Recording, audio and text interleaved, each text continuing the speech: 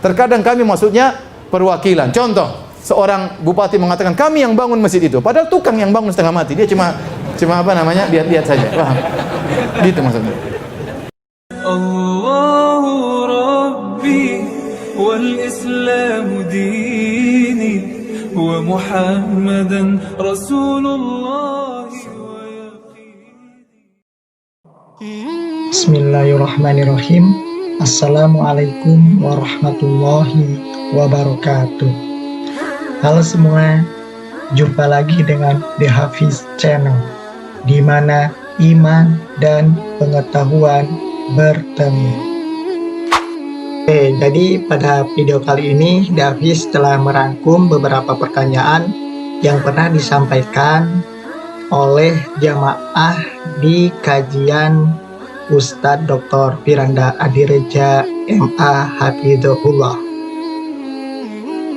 Jadi di sini Hafiz akan membacakan kembali pertanyaan-pertanyaan tersebut dan kemudian kita akan mendengarkan bagaimana jawaban dari Ustadz. Pertanyaan-pertanyaan yang disampaikan cukup menarik sehingga insya Allah tayangan ini akan sangat bermanfaat bagi antum semua. Baiklah, mari kita simak bersama. Bismillahirrahmanirrahim. Assalamualaikum warahmatullahi wabarakatuh. Apa yang dimaksud dengan bahwa Nabi Muhammad SAW itu adalah Nabi yang paling mulia di antara semua Nabi? Mohon penjelasan Ustadz. Jadi Nabi SAW mengatakan, Ana sayyidu waladi Adam yaumal qiyamah. Aku adalah pemimpin anak Adam pada hari kiamat. Nabi adalah manusia terbaik. Namun dalam hadis yang lain, Nabi mengatakan, La tufaddiluni ala Musa. Jangan kalian memuliakan aku daripada Nabi Musa. Bagaimana menjamak dua hadis ini? Para ulama menjelaskan maksudnya, jangan kalian mengatakan Nabi lebih baik daripada Nabi Musa dalam rangka mengejek Nabi Musa. Tidak boleh. Ya, tidak boleh. Kita tidak semuanya mulia, tapi Nabi lebih apa? Mulia. Kita mengatakan Nabi lebih mulia daripada Nabi Musa bukan dalam rangka mengejek Nabi Musa. Ya, tidak. Kalau dalam rangka mengejek, merendahkan Nabi Musa, maka tercela dosa, mencela seorang Nabi. Ya, tidak boleh. Ya. Bagaimana cara kita mencintai Nabi? Sikap apa yang harus kita tunjukkan untuk membuktikan bahwa kita cinta kepada Nabi Muhammad SAW? Demikian Ustaz. Caranya kita menjalankan sunnah Nabi. Semakin kita jalankan sunnah Nabi, semakin cinta kepada Nabi. Kita ini sunnah Nabi, ini sunnah Nabi. Selalu kita demikian. Kenapa saya begini? Ini sunnah Nabi. Kenapa saya begini? Ini sunnah Nabi. Kata Sufyan Ats-Tsauri rahimahullah, "Law istata'ta alla tahuka ra'saka illa bisunnah faf'al." Kalau kau mampu tidak menggaruk kepalamu kecuali ada dalilnya, lakukan.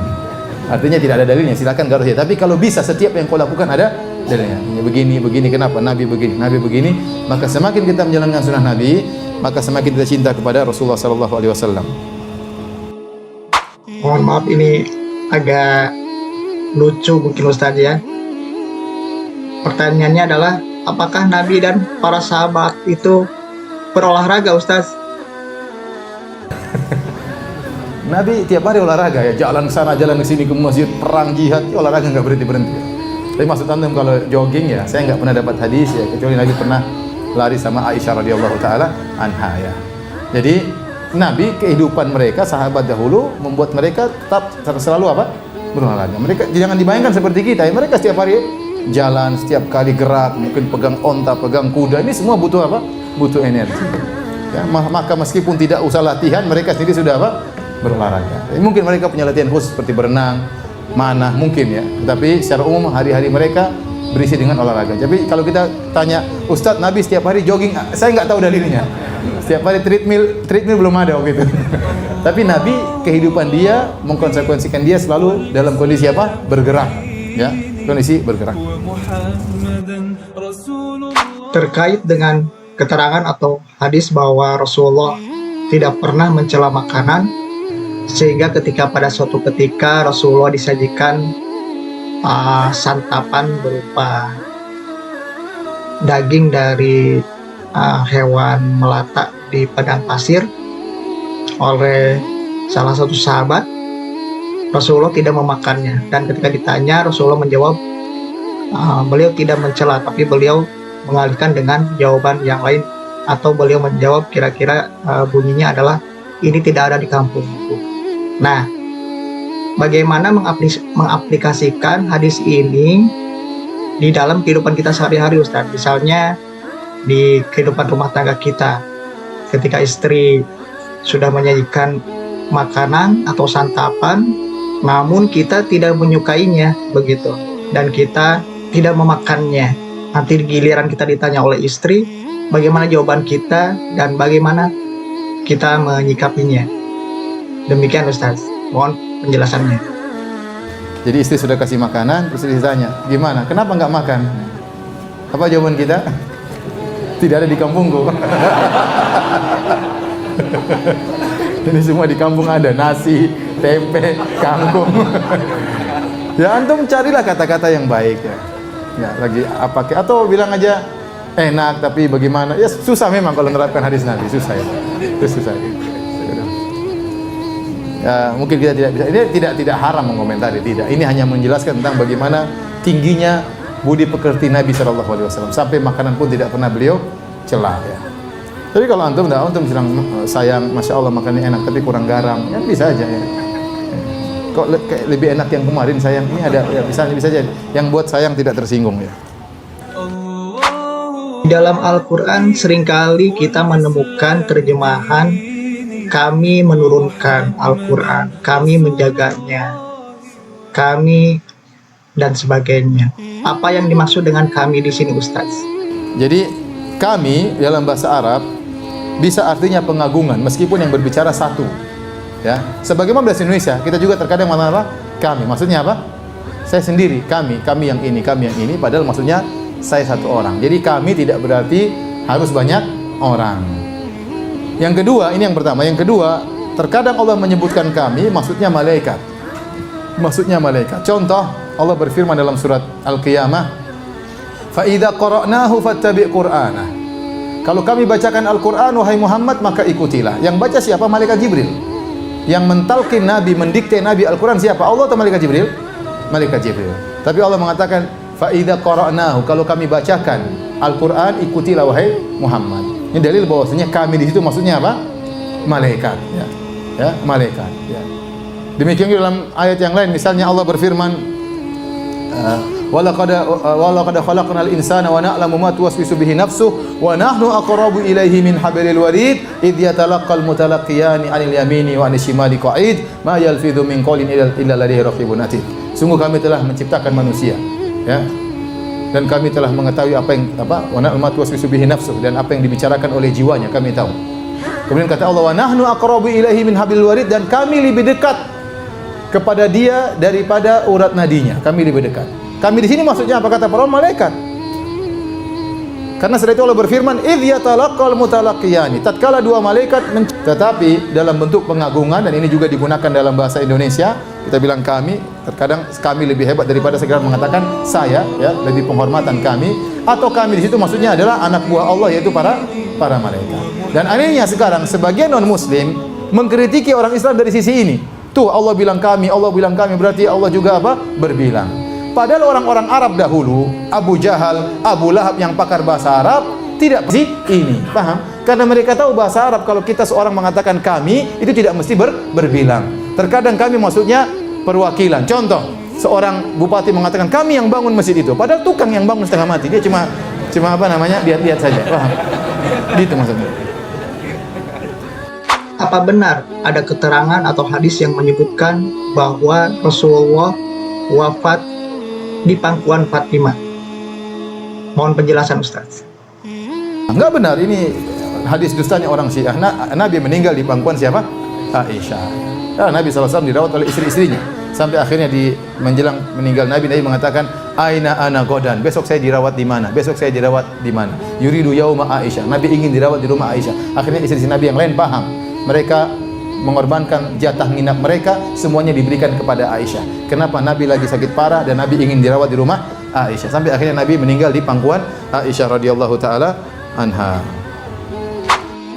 Apa nama buku sirah yang dapat kita baca sehingga kita dapat memahami sejarah perjalanan Rasulullah Muhammad Shallallahu Alaihi Wasallam sejak lahir hingga beliau wafat secara utuh dan menyeluruh. Kalau saya anjurkan yang bisa bahasa Arab, buku sirah yang baik diantaranya adalah Sirah An-Nabawiyah As-Sahihah, ya, itu karangan Dr. Akram Al-Umar, ya. Itu menjadi muqarrar atau kurikulum di Universitas Islam Madinah. Dulu saya belajar waktu saya di kuliah hadis S1, saya belajar buku ini karena ini menjadi muqarrar, jadi kurikulum bagi kita, maka kita harus baca. Ini buku bagus. Dia berusaha mengumpulkan hadis-hadis yang sahih, hadis-hadis yang dhaif, maka dia jelaskan ini dhaif, ini enggak bisa dijadikan hujjah, ini dhaif tapi bisa digunakan dalam sirah, ya. Buku 2 jilid. Ini bagi yang bisa bahasa Arab. Kalau tidak bisa bahasa Arab, maka beli terjemahan, ya. Tahu saya buku ini belum diterjemahkan. Wallahu alam apa sudah diterjemahkan atau belum, ya. Tapi ada buku yang bagus, ya, yang standar bagi kita adalah Rahiqul Makhtum. Rahiq Al-Makhtum karangan Sofiyur Rahman Al-Mubarakfuri, seorang ulama dari India. Itu sudah diterjemahkan sejak saya masih sirah Nabi sallallahu alaihi wasallam karangan seorang ulama India, Sofiyur Rahman Al-Mubarakfuri. Adapun kalau yang mutawwal, yang panjang seperti sirah Ibnu Hisham, ya, ini panjang, ya. Apakah ada kewajiban dari seorang suami untuk memberikan uang bulanan atau uang jajan kepada istrinya untuk kebutuhan selain nafkah, misalnya untuk kebutuhan ke salon, kosmetik, dan selain sebagainya? Mohon penjelasan, Ustaz. Setahu saya, ya, yang wajib bagi suami adalah memberikan, ya, kebutuhan sandang pangan papan, ya. Kata Allah, liyunfik dzu sa'atin min sa'atih wa man qudira 'alaihi rizquhu falyunfik mimma atahu Allah. Hendaknya seorang memberikan nafkah kepada istrinya sesuai dengan kemampuannya. Kalau dia ternyata orang kaya, berikan kepada istrinya, ya, berikan makanan, berikan minuman, pakaian, berikan emas, berikan uang jajan. Kalau dia memang punya uang berlebihan.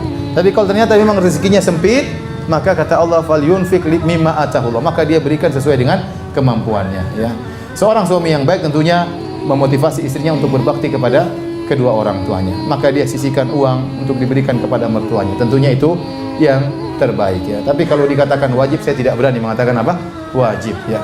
Ya, tapi suami istri tidak mengapa bilang kepada suami, "Mas, saya ingin berbakti sama orang tua, bisakah kau bantu?" ya. Dengan kata-kata yang lembut sambil dipijit-pijit, ya. Insya Allah dikasih, ya. Jadi kalau Mas gimana? Ya, enggak dikasih. Makanya sampaikan secara baik-baik, ya. Insya Allah suami yang soleh akan membantu istrinya berbakti kepada kedua orang tuanya. Demikian kajian kita, kurang lebihnya saya mohon maaf. Kita buka fadhil majlis. Subhanakallah bihamdik, asyhadu an la ilaha illa anta, astaghfiruka wa atubu ilaik. Assalamualaikum warahmatullahi wabarakatuh. Syukron, terima kasih atas jawaban dari Ustadz. Semoga Ustadz dan keluarga selalu sehat dan diberi keberkahan usia, keluarga, dan rezeki. Demikian video kali ini, semoga bisa bermanfaat buat teman-teman semua. Terus dukung channel ini untuk syiar yang lebih luas. Nantikan video di Hafiz berikutnya. Billahi taufiq wal hidayah. Wassalamualaikum warahmatullahi wabarakatuh. Allahu Rabbi wal Islamu dini wa Muhammadan Rasulullah.